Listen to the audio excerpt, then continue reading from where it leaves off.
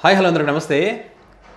ఈ మధ్యకాలంలో కూటమి వ్యవహరిస్తున్నటువంటి తీరుకు సంబంధించి కానీ మరి ఆ ఎమ్మెల్యేలు ఆ మంత్రులు వ్యవహరిస్తున్నటువంటి తీరుకు సంబంధించి కానీ వైఎస్ఆర్ కాంగ్రెస్ పార్టీ వాళ్ళు ప్రతిపక్షంలో ఉన్నారు కాబట్టి ఖచ్చితంగా వారికి సంబంధించిన తప్పులను ప్రశ్నించేటువంటి అవకాశం వారికి ఎక్కువగా ఉంటుంది. కానీ ఈ మధ్యకాలంలో వారికన్నా ఎక్కువగా ఈ జాగిలు పెట్టి లేపేటువంటి మీడియా కానీ నిత్యం వాళ్ళ కోసం విశ్లేషణలు చేసేటువంటి విశ్లేషకులు, రాజకీయ విశ్లేషకులు కానీ పార్టీకి అనుకూలంగా విశ్లేషణ చేస్తారు కదా, వాళ్ళు కానీ మేధావులం మేమని చెప్పబడేటువంటి వాళ్ళ మాట తీరు కంప్లీట్గా మారిపోయింది. ఎందుకంటే ప్రజలు చీదరించుకునేటువంటి పరిస్థితికి వచ్చింది. మనం ఇప్పటికీ కూడా అబద్ధాలు చెబితే ప్రజల్లో తిరగాలంటే తిరగలేము. కాబట్టి ఎంతో కొంత నిజాలు చెప్పే ప్రయత్నం చేయాలని నిజాలు చెప్పడానికి వాళ్ళు కొద్దిగా అలవాటు పడతా ఉన్నారు. అలవాటు పడేటువంటి క్రమంలోనే మొన్న మధ్యలో గఫూర్ గారు, కర్నూలు మాజీ ఎమ్మెల్యే గారు, అదేవిధంగా సుధాకర్ రెడ్డి గారు, టీడీపీ అధికార ప్రతినిధి. సో ఇప్పుడు టీడీపీ అనుకూలంగా విశ్లేషణ చేసే విశ్లేషకుడు అడుసుమిల్లి గారు వాళ్ళ ఛానల్లో టీవీ5లో కూర్చొని ఒక చర్చ నడుస్తున్నప్పుడు ఆ క్రమంలో ఎమ్మెల్యేల పనితీరు మనం చెప్తే ఏంటంటే, మనలాంటి వాళ్ళు ఎవరైనా చెప్తే వీళ్ళు ఏమంటారు, కొంతమందికి నచ్చదు, నిజాలు జీర్ణించుకోలేక అరాచక శక్తులు, ఫేక్ ప్రచారాలు, వీళ్ళ బతుకులే ఫేకు, వీళ్ళ డిఎన్ఏలో ఫేక్ ఉంటుంది, వీళ్ళు పేటీఎం బ్యాచ్లు అని చెప్పి పనికి మాలిన మాటలు మాట్లాడతారు. మనం అడిగినటువంటి క్వశ్చన్కి ఆన్సర్ రాదు. సబ్జెక్ట్ తెలియని మూర్ఖులు ఏది పడితే అది మాట్లాడేస్తారు. వాళ్ళకి వచ్చేది బూతులు, ఇవి తప్ప ఏం రాదు. ఆన్సర్ చెప్పేటువంటి దమ్ము ధైర్యం వాళ్ళకి లేదు. ఎందుకంటే జరుగుతున్నది వాస్తవం, మనం అడుగుతున్నది వాస్తవాలు. ఇక్కడ తప్పుల గురించి తప్పులు మాట్లాడలేదు. ఇప్పుడు వాళ్ళ మీడియాలోనే వాళ్ళ వ్యక్తులే వాళ్ళ యొక్క బండారాలు బయట పెడతా ఉన్నారు. మొన్న గుంటూరు ఈస్ట్కి సంబంధించిన ఎమ్మెల్యే ఏం చేశాడు ఆయన ఆ సైగలు ఏం చేశాడంటే ముద్దు పెట్టుకున్నాడు కదయ్యా, అది కూడా ఫేక్ అంటారు. ఆ వ్యక్తి కదా, దానికి వైసీపీకి ఏమైనా సంబంధం ఉందా? వైసీపీ వాళ్ళకి చెప్తుందా నువ్వు కన్ను కొట్టు ముద్దు పెట్టు అని చెప్తారా? సత్యవేడులో ఎమ్మెల్యే దొరికాడు, దానికి వైసీపీకి ఏమైనా సంబంధం ఉందా? నువ్వు వెళ్ళి ఇట్లా చేసుకో, నీ వీడియో క్లిప్పింగ్ బయట పెడతామని చెప్తాడు ఎవడైనా? ఉందా? దగ్గుబాటి ప్రసాద్ ఎమ్మెల్యే గారు ఎన్టీఆర్ గురించి బూతులు మాట్లాడాడు, వైసీపీ వాళ్ళు చెప్పారా నువ్వు మాట్లాడు, గొడవలు అయితే అని చెప్తారా? కొద్దిగా ఉండాలి, సెన్స్ అనేది ఉండాలి. అది లేదు. ఇప్పుడు అది లేదు అనడానికి ఎగ్జాంపుల్ వీళ్ళు మాట్లాడుతున్న మాటలే. ఒక్కసారి ఆయనే అడుసుమిల్లి గారు ఏం మాట్లాడారు ఒకసారి వినండి. రాష్ట్రంలో దాదాపు 175 మంది ఎమ్మెల్యేలో ఆ 11 మంది పక్క తీసేస్తే 164 మంది ఎమ్మెల్యేలో ఎలాంటి ఆరోపణలు, వాయిస్ ఓవర్లో ఫోన్ లీకులు ఇవన్నీ వస్తూ ఉన్నాయి.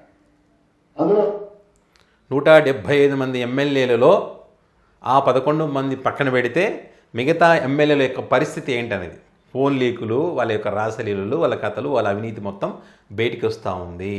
ఆ 11 అన్నారు కదా, ఆ 11 మంది ఎమ్మెల్యేల పనితీరు బాగుంది, వాళ్ళ మీద ఎలాంటి ఆరోపణలు లేవని చెప్పి వాళ్ళే ఒప్పుకున్నారా లేదా? సగం మంది పైగా 2 చేతులు సాగుకుంటూ వాళ్ళు ఏదో పెట్టుకుని లాగేస్తున్నారు, పాలు పిసినట్టు పిసికేస్తున్నారు జనాల దగ్గర నుంచి. చూడండి ఇసుక మధ్య ఇద్దరు చూడండి, అందులో ఉన్న మిగిలినట్టు సగం మందికి పైగా పాలు పిసికినట్టు పిసికేస్తున్నారంటే, ఇసుక కానీ ఇసుక దందలో కానీ భూ కబ్జాలు కానీ కమిషన్ల రూపంలో కానీ ప్రతి దాంట్లో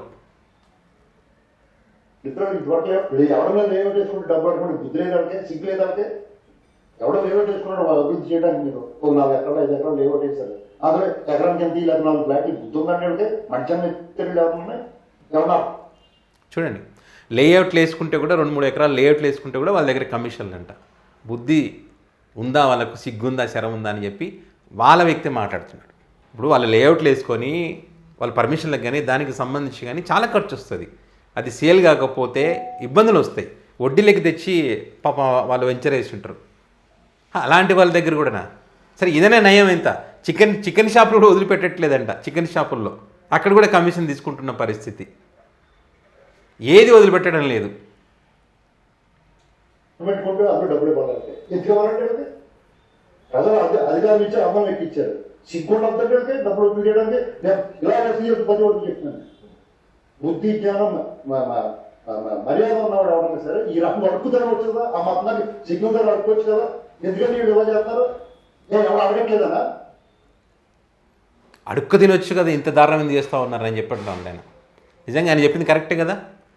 ఇంత ప్రజల మీద పడి వాళ్ళని వేధించే బదులు అడుక్కు తినేది నయం. గుళ్ళ ముందర కూర్చొని అదని ఇంత పద్ధతిగా ఉంటుంది అడుక్కోవడం. ఆ నమ్మి అధికారం ఇచ్చి అందలం ఎక్కిస్తే వాళ్ళు చేసిన ఘనకార్యాలు ఇవి.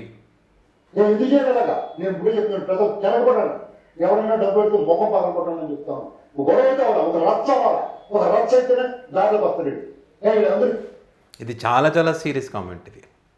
ప్రజలు తిరగబడండి, రచ్చ అవ్వాలి, అట్లా జరిగితేనే రచ్చ జరిగితేనే వీళ్ళు దారిలోకి వస్తారని చెప్పేటువంటి పరిస్థితికి వచ్చిందంటే ఏ రేంజ్లో వాళ్ళ అవినీతి ఉందో, ఏ రేంజ్లో ప్రజలను వేధిస్తున్నారో అర్థం చేసుకోవచ్చు.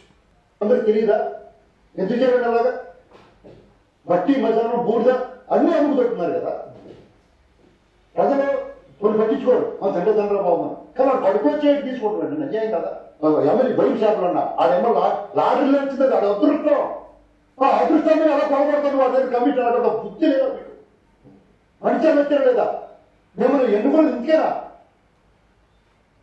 ఇది గమనించుకోవాలి ఎవడన్నా సరే ఇది నేను అనేక మంది రాష్ట్రంలో ఆక్రోషం ఇది ఉక్రోషం రోషంతో వెళ్ళిపోతున్నారు వాళ్ళంతా నేను దెబ్బ అయిపోయామనుకుంటున్నారు వాళ్ళ దగ్గర మాట్లాడుతున్నారు. అనేక మంది ఆక్రోషంతో ఉన్నారు, మేము దెబ్బ తిన్నాం వీళ్ళకు ఓట్లు వేసి అని చెప్పి చాలామంది అంటున్నారు. వాళ్ళ తరఫున నేను మాట్లాడుతున్నానని చెప్పి ఎడ్స్మిల్ గారు ఈరోజు మాట్లాడుతున్నటువంటి పరిస్థితి ఉంది. సో ఇవి వాస్తవాలు. ఈ వాస్తవాలని మనం చాలా రోజులుగా చెప్తా ఉన్నాం.